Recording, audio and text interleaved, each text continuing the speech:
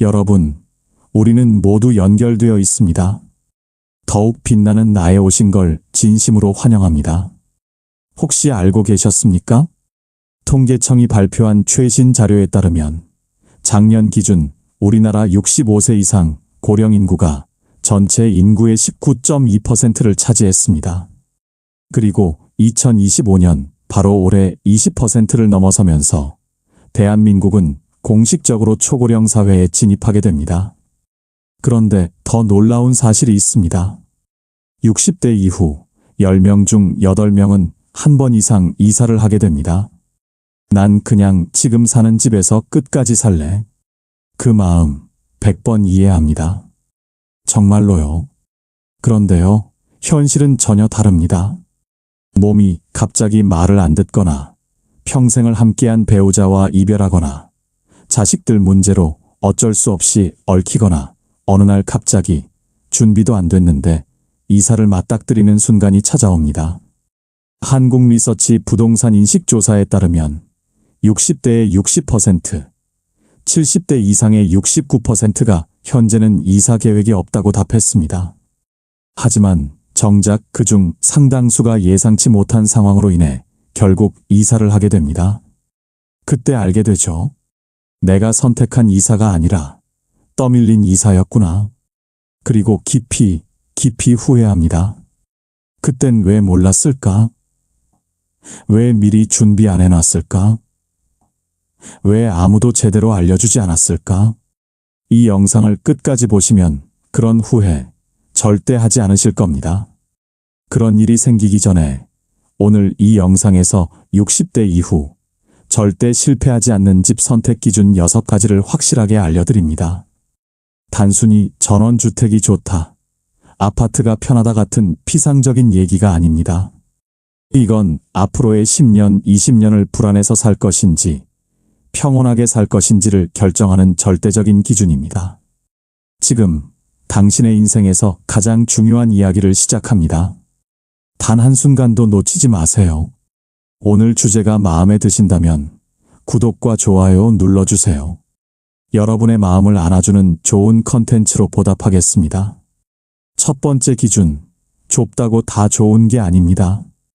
보건복지부가 발표한 2024년 노인복지시설 현황을 보면 노인주거복지시설 이용자가 19,369명으로 집계됐습니다. 하지만 더 중요한 것은 이 수치가 아닙니다.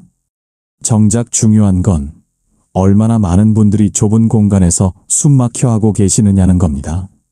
많은 분들이 이렇게 말씀하십니다. 이제 애들 다 나갔으니까 우리 둘만 사는데 큰 집 뭐하러 필요해? 맞는 말 같지요? 그런데요, 너무 작으면 그 집이 감옥처럼 느껴질 수도 있다는 걸 아십니까? 10평도 안 되는 공간. 처음엔 아늑하다고 생각했지만 며칠만 지나면 갑갑해지고 숨이 막힌다는 분들 정말 많습니다. 좁은 집엔 식탁도 제대로 없고 거실도 없습니다. 앉을 공간은 있어도 살 공간은 없는 거예요. 그냥 존재하는 곳이지 살아가는 곳이 아닌 겁니다. 게다가요, 집이 좁아지면 그만큼 심리적 여유도 함께 줄어듭니다. 물건은 자꾸 쌓이는데 놓을 데가 없고 버릴까 말까 고민하다 하루 종일 머리 아프고 결국은 앉을 자리 하나 간신히 남는 그런 삶. 한 노인복지 전문가의 말입니다. 좁은 공간에서는 몸만 갇히는 게 아니라 마음도 함께 갇힙니다. 그래서 전문가들은 말합니다. 노후에 가장 좋은 집 크기 18평에서 20평. 너무 크지도 너무 작지도 않은 공간. 부부 각자 방 하나, 그리고 함께 쉴 거실 하나. 그 정도면 몸도 마음도 편안하게 살아갈 수 있습니다.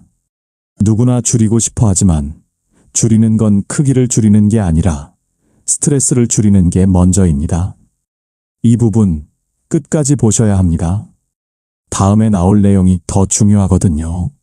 두 번째 기준, 병원 옆? 아닙니다. 복지관 옆입니다. 여러분, 혹시 아십니까? 보건복지부 통계에 따르면 전국의 노인복지관이 454개소, 경로당이 무려 69,260개소나 운영되고 있습니다. 그런데 정작 이런 시설들이 얼마나 중요한지 아시는 분은 많지 않습니다. 많은 분들이 이사를 앞두고 이렇게 말합니다. 혹시 모르니까 큰 병원 근처로 가야지. 하지만 실제로 병원 옆으로 이사 가신 분들 놀랍게도 몇 달 못 버팁니다. 왜일까요? 앰뷸런스 소리 하루 종일 들립니다. 창밖에서 울리는 경고음은 이웃의 비명이고 언제든 나일 수도 있다는 무서운 불안입니다. 한 70대 어르신의 이야기입니다. 병원 옆에 산 지 2달 만에 불면증이 생겼어요. 앰뷸런스 소리만 들리면 심장이 두근거려서요. 무엇보다 병원은 기다리는 곳이지 사는 곳이 아닙니다. 노년을 병원 근처에서 보낸다는 건 몸이 아프기 전부터 마음이 먼저 병들 수 있다는 뜻입니다. 그런데 복지관은 완전히 다릅니다. 거긴 살기 위한 공간입니다. 밥을 먹고 사람을 만나고 무언가를 배우고 나누고 웃고 삶이 굴러가는 하루의 중심이 됩니다. 2023년 재간호인 복지시설 이용자가 12만 5,048명으로 전년 대비 17.02%나 증가했습니다. 이게 무슨 의미일까요? 점점 더 많은 어르신들이 복지관의 가치를 깨닫고 계시다는 뜻입니다. 게다가 대부분 무료이거나 도시락 하나보다 싼 가격에 프로그램 3-4개를 듣고 밥까지 먹고 옵니다. 병원은 지출이지만 복지관은 투자입니다. 나를 살리는 투자. 그래서 일본에선 복지관 옆집 값이 학군지보다 비쌉니다. 한국은요? 이제 곧 그렇게 됩니다. 복지관은 노년의 강남입니다. 이 말 꼭 기억하세요. 끝까지 보시면 왜 이 말이 중요한지 더 명확히 아실 겁니다. 3번째 기준, 자녀와 함께? 아니요, 근처에 사세요. 통계청 사회조사 결과를 보면 60세 이상 고령자 중 자녀와 따로 사는 비율이 68.4%입니다. 그리고 더 놀라운 건 향후에도 자녀와 같이 살고 싶지 않다고 답한 비율이 78.8%라는 점입니다. 이 나이에 어디 가요? 자식이랑 같이 살아야죠. 처음엔 정말 좋습니다. 밥도 같이 먹고 손주 웃음소리도 들리고 외롭지 않아서 다행이다 싶은데 2달만 지나보세요. 며느리의 말투가 달라집니다. 사위의 눈빛이 싸늘해집니다. 심지어 자식까지 말없이 피합니다. 왜일까요? 우리는 가족이라는 이름으로 서로의 자유를 갉아먹고 있는 겁니다. 자녀 입장에선 집에 부모가 항상 있다는 건 눈치라는 이름의 무거운 족쇄입니다. 부모 입장에선 멀쩡하던 내 집에서 숙식 제공자로 전락하는 비참한 기분이 드는 거고요. 한 60대 어머니의 고백입니다. 아들 집에 산 지 3달 만에 내가 손님인지 짐인지 모르겠더라고요. 말은 안 하지만 눈빛으로 알 수 있어요. 그래서 가장 좋은 거리는 엘리베이터 안 타도 되는 거리. 같은 아파트 다른 동 또는 걸어서 5분 이내. 도움이 필요할 땐 바로 달려갈 수 있지만 각자의 삶은 완전히 독립된 거리. 가까우면서도 간섭하지 않는 거리. 그게 진짜 가족을 지키는 거리입니다. 이 원칙을 지키면 관계가 무너지지 않습니다. 끝까지 보셔야 이 의미가 더 깊이 와닿을 겁니다. 4번째 기준, 전원주택? 현실은 낭만보다 고립이 먼저 옵니다. 많은 분들이 은퇴 후 전원주택을 꿈꿉니다. 앞에 산, 뒤엔 텃밭, 아침엔 새소리, 저녁엔 고기 구워 먹고. 이상은 그렇죠? 정말 멋진 그림입니다. 현실은 완전히 다릅니다. 봄엔 잡초와의 끝없는 전쟁, 여름엔 모기와 벌레에 시달리고, 가을엔 낙엽 줍느라 허리가 끊어지고, 겨울엔 눈 치우다 미끄러져 골병듭니다. 한 전원주택 거주자의 솔직한 고백입니다. 첫 해엔 낭만이었는데, 둘째 해엔 노동이었고, 셋째 해엔 지옥이었어요. 무엇보다 문제가 생겼을 때 도움받을 사람이 없습니다. 119 부르기엔 애매한데 몸이 움직이지 않는 날이 옵니다. 갑자기 쓰러졌을 때 아프다고 소리쳐도 들어줄 이웃이 없습니다. 심지어 이런 일이 있었죠. 전원주택으로 이사 간 지 1년 만에 서울 딸 집에 다시 돌아온 어머니가 눈물을 글썽이며 말했습니다. 여긴 경치가 예쁜 감옥이야. 나는 사람 소리가 그리웠어. 새소리보다 사람 소리가 듣고 싶었어. 노후는 경치보다 사람이 먼저입니다. 흙냄새보다 이웃의 말소리가 먼저입니다. 혼자가 편할 것 같지만 외로움은 그 어떤 통증보다 훨씬 더 빠르게 몸과 마음을 망가뜨립니다. 이 진실을 반드시 기억하세요. 끝까지 보시면 대안을 확실히 알려드립니다. 5번째 기준, 공원이 곧 약국입니다. 이 동네는 집값이 왜 이렇게 비싸요? 이렇게 물으면 공인중개사들이 가장 먼저 하는 말이 있습니다. 여기 공원 가까워요. 그 말은 곧 이렇게 바꿔 말할 수 있습니다. 여기 오래 건강하게 살기 좋아요. 여러분, 나이 들수록 약국 가까이보다 산책로 가까이 사는 게 훨씬 더 중요합니다. 왜 그럴까요? 심장병, 고혈압, 당뇨, 우울증, 불면증, 이 모든 질병을 예방하는 단 하나의 방법, 바로 걷기입니다. 대한노인병학회 연구에 따르면 하루 30분 이상 걷는 노인이 그렇지 않은 노인보다 심혈관 질환 발생률이 40% 이상 낮고 우울증 발생률은 무려 50% 이상 낮습니다. 그런데 운동 좀 해야지 하면서도 안 되는 이유가 뭘까요? 집 근처에 마땅히 걸을 만한 곳이 없어서 그렇습니다. 좁고 차 많은 인도, 시멘트 덩어리 아파트 단지, 커다란 도로만 있는 동네. 이런 데서 걷는 건 건강이 아니라 오히려 스트레스입니다. 하지만 나무가 많은 산책로, 호수가 있는 공원, 벤치에 앉아 햇빛 쬐일 수 있는 쉼터가 있는 동네라면 걷는 게 의무가 아니라 기쁨이 됩니다. 걸을 수 있다는 건 곧 내가 아직 세상과 연결되어 있다는 뜻입니다.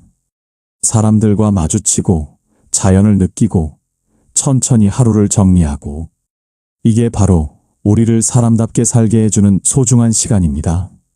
그래서 노후 주거지를 선택할 때 공원이 가까운가? 산책로는 잘 돼 있는가? 이건 단순한 운동 공간이 아니라 삶의 질을 결정하는 핵심 기준입니다.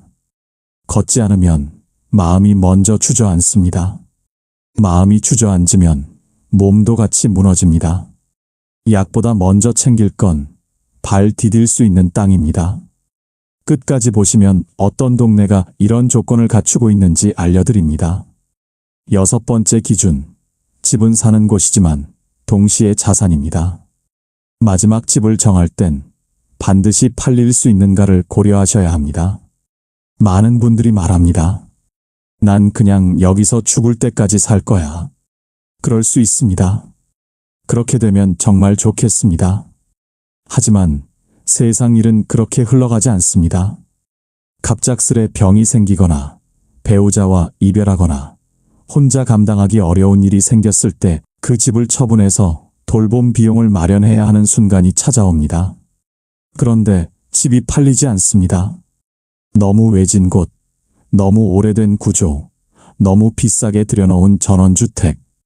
살 땐 좋았지만 팔 땐 아무도 안 보러 오는 집. 결국 가장 힘들 때 가장 발목 잡는 존재가 아이러니하게도 그 집입니다. 한 부동산 전문가의 말입니다. 노후주택은 거주성도 중요하지만 유동성이 더 중요합니다. 위기가 왔을 때 현금화할 수 없으면 그건 자산이 아니라 짐입니다. 그래서 노후에 사는 집은 살기도 편해야 하지만 팔기도 쉬워야 합니다. 교통이 되고 생활 인프라가 있고 수요가 꾸준한 곳. 어쩌면 이건 투자보다 더 중요한 퇴로 확보입니다. 마지막 집이니까 내 마음대로 꾸미고 살 거야. 좋습니다. 하지만 그 이후까지도 생각하셔야 합니다. 집이 곧 자산입니다. 그리고 노년에 가장 유용하게 쓸 수 있는 비상금 통장입니다.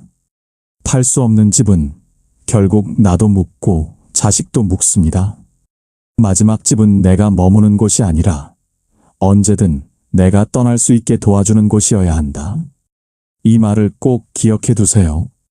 끝까지 보시면 이 모든 조건을 갖춘 집이 어디인지 알려드립니다. 아파트 대 전원주택 대 실버타운. 어디서 살아야 할까? 세상엔 참 다양한 집이 있습니다. 아파트, 전원주택, 실버타운, 빌라. 그 중에서도 노후를 앞둔 분들이 가장 많이 고민하는 선택지는 이 세 가지입니다. 아파트 대 전원주택 대 실버타운. 과연 어디서 살아야 가장 평온하게, 안전하게, 그리고 인간답게 살 수 있을까요? 첫 번째, 실버타운. 겉보기는 천국, 속은 외로움. 밥도 나오고, 병원도 있고, 운동 프로그램도 많다는데 얼마나 좋아? 실제로 실버타운은 굉장히 잘 갖춰져 있습니다. 입구엔 경비, 안엔 간호사, 아침, 저녁 챙겨주는 직원까지. 하지만요, 그 모든 편안함이 당신의 마음까지 채워주진 못합니다.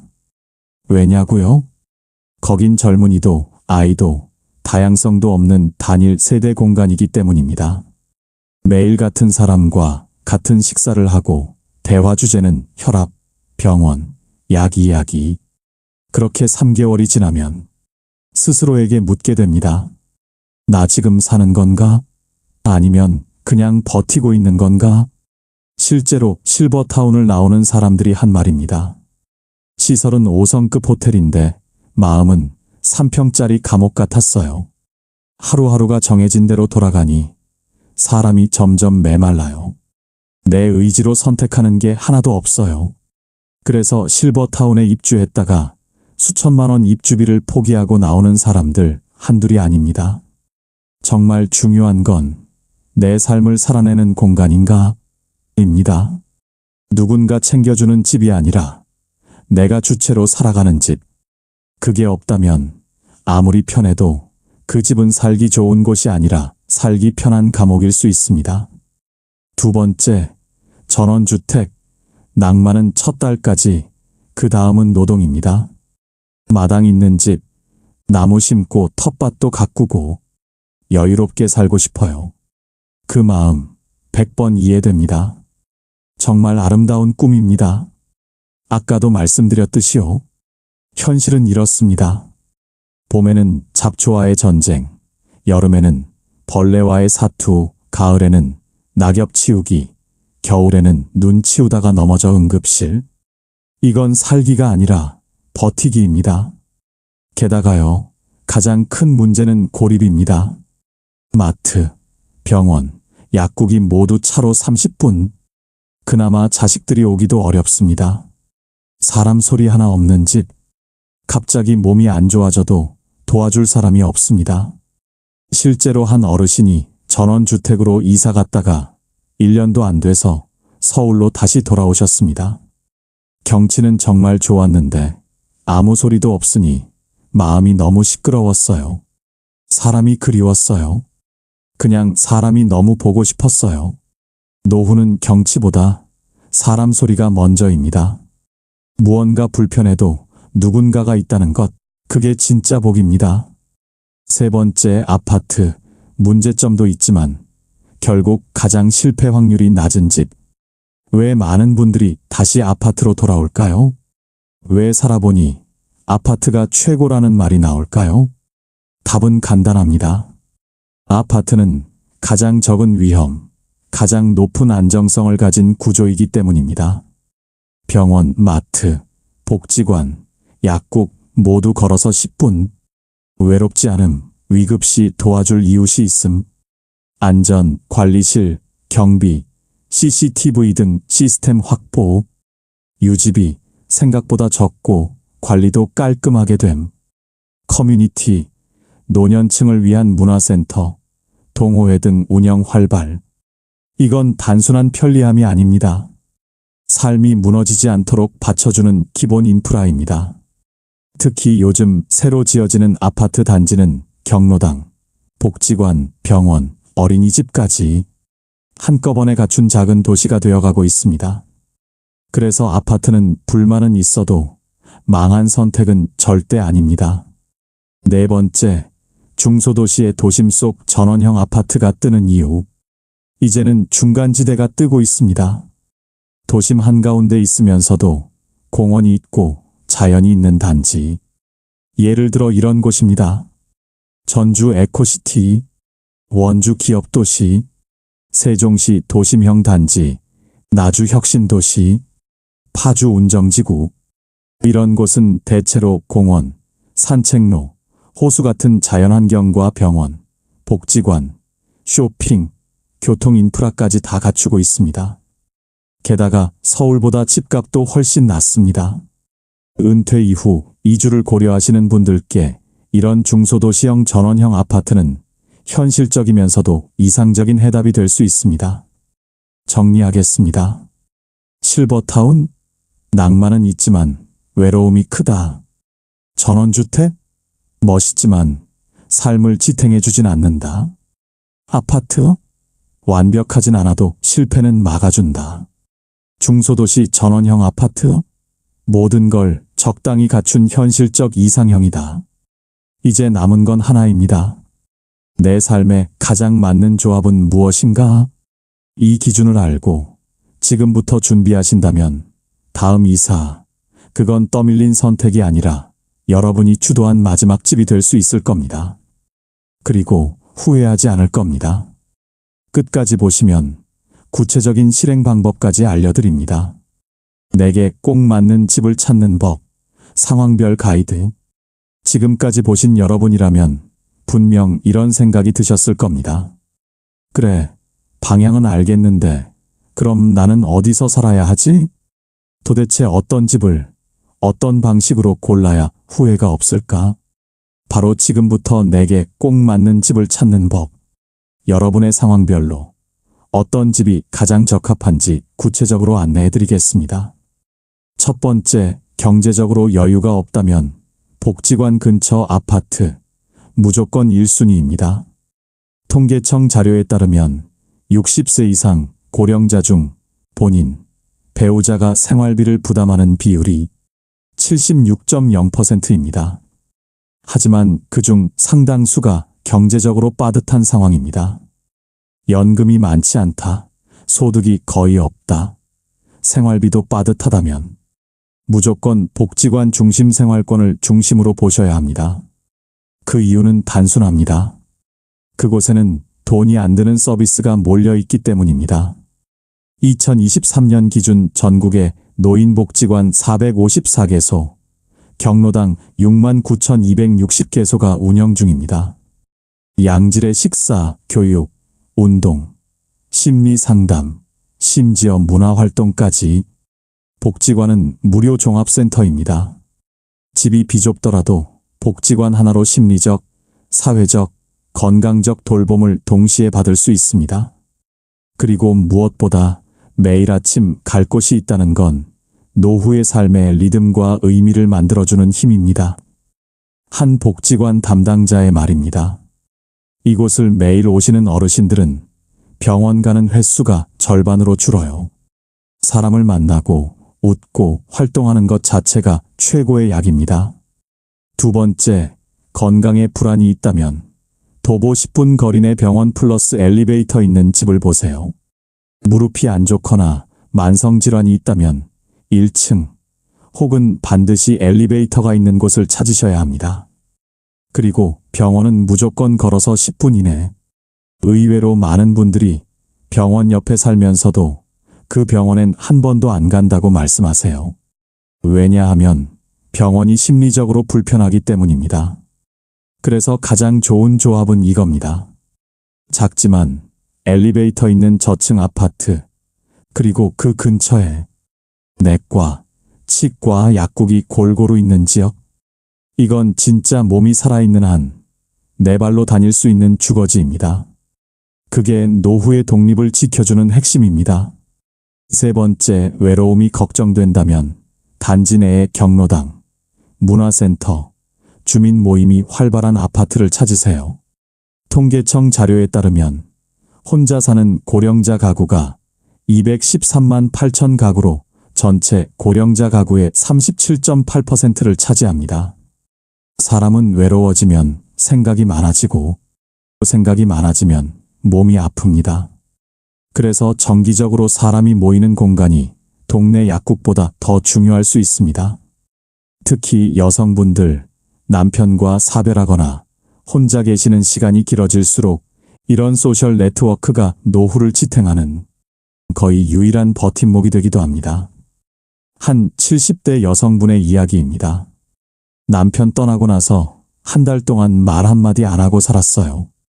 그러다 아파트 경로당에 나갔는데 그날 처음으로 웃었어요. 그게 저를 살렸어요. 네 번째, 나는 아직 활동적인 성격이다. 놀고 싶다고 생각하신다면 도심형 신축단지 혹은 중소도시 복합단지를 보세요. 이런 분들은 오히려 실버타운보다 젊은 사람들과 섞여 있는 곳이 훨씬 에너지가 좋습니다. 마트, 백화점, 도서관, 지하철이 다 붙어 있는 곳. 요즘은 이런 곳이 시니어에게도 어울리는 공간이 되어가고 있습니다. 왜냐고요? 중년의 삶은 아웃사이더로 사는 것이 아니라 세상의 일부로 살아가는 것이기 때문입니다. 나이 들었다고 조용히 물러날 필요 없습니다. 조금 시끄러워도 좋습니다. 놀이터 소리, 버스 정류장 소리, 지나가는 청년들의 목소리. 그 안에 있을 때 우리는 늙지 않습니다. 다섯 번째, 진짜 마지막 집을 고민 중이라면 팔기 쉬운 집, 그리고 돌봄을 끼고 있는 지역을 보세요. 지금은 멀쩡해도 80세 이후를 대비하셔야 합니다. 언젠가 내가 혼자 살 수 없을 때 그때를 도와줄 시스템이 근처에 있는가? 요양병원, 방문간호, 주간보호센터, 그리고 가장 중요한 것, 자식들이 오는데 불편하지 않은 위치. 서울이라면 교통허브 근처, 지방이라면 중소도시 중심지. 무조건 차 타고 1시간 안쪽이어야 정말로 찾아옵니다. 그리고 그 집은 언제든 처분 가능한 조건을 갖추고 있어야 합니다. 그게 마지막까지 스스로의 삶을 지키는 가장 현실적인 방법입니다. 혼자 살게 될 때를 대비하라. 이제 마지막 이야기입니다. 앞서 우리는 어떤 집을 선택해야 후회하지 않는가에 대해 이야기했습니다. 그런데요, 집의 조건보다 더 중요한 게 하나 있습니다. 바로 그 집에서 누구와 어떻게 사느냐입니다. 지금 우리나라 60대 이상 인구 중 혼자 사는 분들의 비율은 25%를 넘어섰고 70대 이상에선 3명 중 1명이 1인 가구입니다.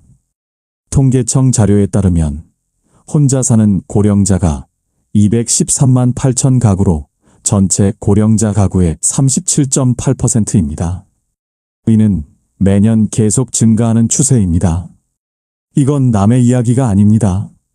언젠가 우리 대부분이 혼자 살게 될 수도 있다는 현실입니다. 그렇다면 질문을 바꿔야 합니다. 누구와 살 것인가? 가 아니라 혼자 살더라도 외롭지 않게 살 수 있는 방법은 무엇인가? 첫 번째, 1인 가구가 외로워지지 않으려면 혼자 살지만 혼자가 아닌 구조를 만들어야 합니다. 이건 공간이 아니라 관계의 문제입니다.